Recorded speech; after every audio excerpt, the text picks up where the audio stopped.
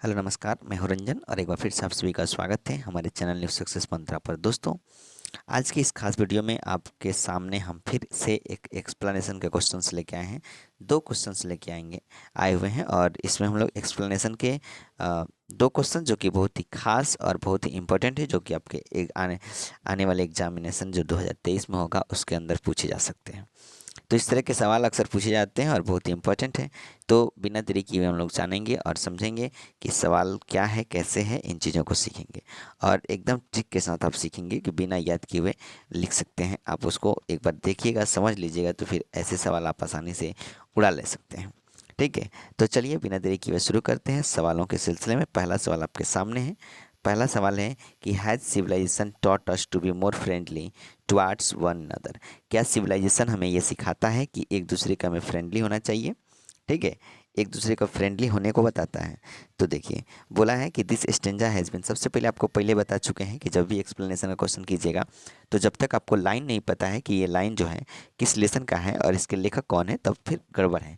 ठीक है, क्योंकि जब लाइन आपको पता होगा तो वहीं से आपको नंबर मिल जाएंगे, 2 नंबर। जैसे लाइन का आपको लाइन पता हो गया कि इस लेसन का है तो 1 नंबर, लेसन का नाम लिख दीजिए। लेखक कौन है उसके लिए 1 नंबर, तो आपको टोटली मिल जाएगा 2 नंबर। अब बाकी उसके बाद में क्या करना है, इसके बारे में एक्सप्लेन कर देना है। जो लाइन लिखा है उसी के बारे में क्या कर देना है, बताना है क्या कह रहा है क्या नहीं कह रहा है। ठीक है, तो जब आप बुक पढ़ेंगे बढ़िया से तो ये सारी चीज़ें एकदम क्लियर हो जाएगी और स्पष्टता आप आसानी से पेपर में लिख सकते हैं और अच्छा नंबर भी प्राप्त कर सकते हैं। तो जो सवाल है वो कह रहा है कि has civilization taught us to be more friendly towards one another. क्या सिविलाइजेशन हमें सिखाता है कि एक दूसरे के हमें फ्रेंडली होना चाहिए? ठीक है, अब इसी को हम लोग को करना है एक्सप्लेन। तो यहाँ पे जैसे आप देख रहे हैं कि this stanza has been taken from, दिखा है ना, help taken from ideas that have helped mankind. यानी कि इतना लिख दीजिएगा, पहले कोई भी सवाल आएगा ऐसे लिखिएगा this stanza has been taken from, और जिस लेसन का नाम होगा उसको लिख देना है कि this stanza has been taken from ideas that have helped mankind. ठीक है, मैनकाइंड से लिया गया है। आगे बोला है कि it has been composed by Bertrand Russell. इसको कंपोज किया गया है, इसको लिखा गया है किसके द्वारा? वर्टन रसेल के द्वारा लिखा गया है। अब देखें तो इतना आप लिखते हैं तो आपको मिलेंगे कितना नंबर? आपको मिलेंगे आसानी से 2 नंबर आपको मिल गए। ठीक है, लेसन का नाम और फिर राइटर का नाम। चलिए आगे जो दिया है कि इसके बारे में आखिर कहना क्या चाहता है, तो यहाँ पर लिखा है द अर्थर एम्फेसिस, यानी कि जो लेखक है वो दबाव देता है डेट की civilization has made us, civilization जो है, सभ्यता जो है हमें बनाया है, क्या? इंटेलेक्चुअल बनाया है एंड कल्चर्ड बनाया है। यानी कि बौद्धिक और सांस्कृतिक रूप दिया है, कौन? सिविलाइजेशन। सभ्यता से हमें कल्चर और इंटेलेक्चुअल और कल्चर्ड जो है हमें बनाया है, कौन? सिविलाइजेशन बनाया है। इस बात को लेखक इम्फेसिस करता है। करे कि इट हैज़ अपग्रेडेड, यह अपग्रेड करता है आवर मोरल क्वालिटीज़, हमारी जो नैतिक क्वालिटीज़ है, हमारी जो नैतिक गुण है, मोरल क्वालिटीज़ है, उसको अपग्रेड करता है। एंड हैज़ टॉट अस, और हमें सिखाता है टू बी मोर फ्रेंडली, एक दूसरे की काफ़ी ज़्यादा दोस्ती, फ्रेंडली होना, एक दूसरे के साथ मित्रतापूर्वक भावना रखना, टुवार्ड्स वन अनदर, एक दूसरे के साथ। यानी कि सिविलाइजेशन अपग्रेड करता है, क्या करता है, किसको अपग्रेड करता है? हमारी मोरल क्वालिटीज़ को, हमारी जो नैतिक गुण है उसको अपग्रेड करता है कहीं ना कहीं, और हमें बताता है कि हमें एक दूसरे के साथ एकदम फ्रेंडली पूर्वक रहना चाहिए, एक दूसरे के साथ आपका जो है एकदम दोस्तीपूर्ण रहना चाहिए। तो आप इतने लिखते हैं ना तो आपको एकदम जो एग्जामिनर है, जांच करने वाला, आपको एकदम 4 नंबर पक्का देने वाला है। ठीक है, चलिए आगे बढ़ते हैं अगला सवाल की तरफ।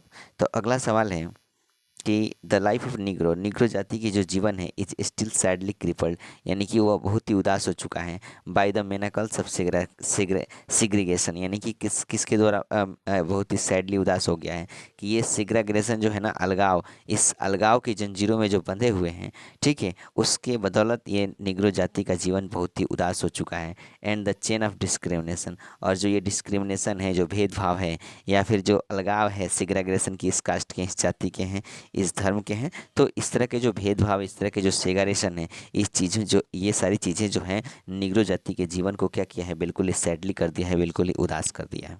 अब सवाल यही है, इसके बारे में आपको क्या करना है, बताना है कि निग्रो जाति का जीवन जो है वो अलगाव की जंजीरों में बंधी हुई है, उससे जकड़ी हुई है, उदास है, and the chain of discrimination, ठीक है, और जो भेदभाव की जो श्रृंखला है उससे, और अलगाव की जो क्या कर सकते हैं, हथकड़ियाँ है उससे जकड़ी हुई है। तो निग्रो जाति का जीवन कैसे उदास है, इसके बारे में आपको बताना है।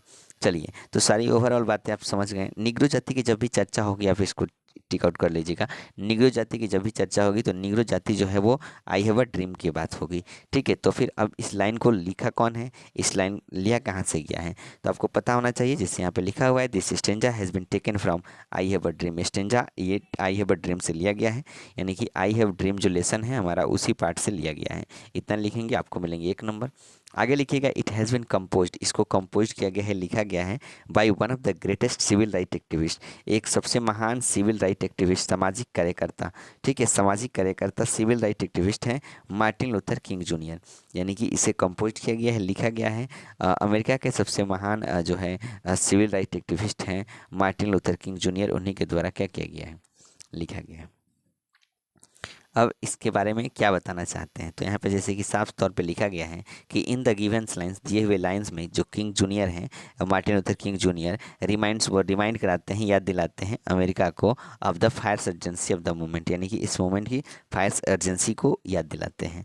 ठीक है, ही सेज वह कहते हैं डैट की 100 ईयर्स मतलब 100 साल, डैट की ही सेज वह कहते हैं डैट 100 ईयर्स यानी है पास्ट, कह रहे हैं कि 100 साल गुजर गया, मतलब 100 ईयर्स है पास, 100 साल गुजर चुके हैं। But the life of Negro, लेकिन जो निग्रो जाति की जीवन है इज स्टिल अभी भी फुल ऑफ सौरव, यानी दुखों से भरा हुआ है, एंड नॉट फ्री, किसी भी प्रकार की आज़ादी नहीं है। कह रहे हैं जो किंग जूनियर हैं वो कह रहे हैं कि 100 साल बीत गए, 100 साल गुजर चुके हैं और निग्रो जाति का जो जीवन है वो आज भी दुखों से भरा हुआ है, still full of sorrow and not free, और एकदम दुखों से भरा हुआ है और आज़ाद नहीं है, स्वतंत्र नहीं है। ही फील्स, वह महसूस करते हैं like an exile person in his own land, वे महसूस करते हैं अपने ही धरती से अपने आप को क्या है एग्जाइल करते हुए। एग्जाइल का मतलब होता है देश से निर्वासित होना, यानी कि वे अपने आप को महसूस करते हैं कि मुझे अपने ही धरती से क्या किया गया है, देश से हटाया जा रहा है, क्योंकि मुझे किसी भी प्रकार की आज़ादी नहीं, एकदम दुखों का सामना कर रहा है, पूरा सौरव भरा हुआ है।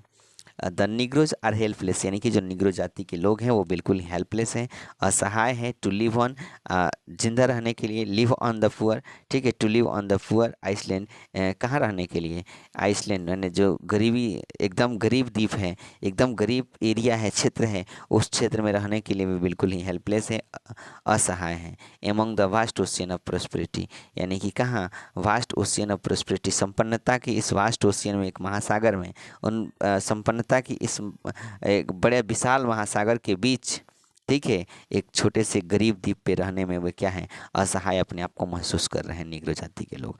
ठीक है, तो इस तरीके से आप इसको लिख लीजिएगा अपने कॉपी में, नोटबुक में जो है लिख लीजिएगा, और एकदम आसान हो जाएगा, और आसानी से आप क्या कर सकते हैं, चीज़ों को सीख सकते हैं, और इस तरह के सवाल आएंगे तो आप आसानी से उड़ा भी सकते हैं, कोई दिक्कत नहीं, आपको फुल में फुल 4 नंबर मिलने वाला है। ठीक है, तो इस तरीके से आज के वीडियो में इतना ही रहा, फिर मिलते हैं हम लोग नेक्स्ट वीडियो में। तब तक ख्याल रखिए अपना, पढ़ते रहिए, मुस्कुराते रहिए, और एकदम पढ़िए बढ़िया से। तो चलिए इतना ही, बाय बाय, टेक केयर, ख्याल रखिए अपना, जय हिंद, जय भारत, थैंक यू।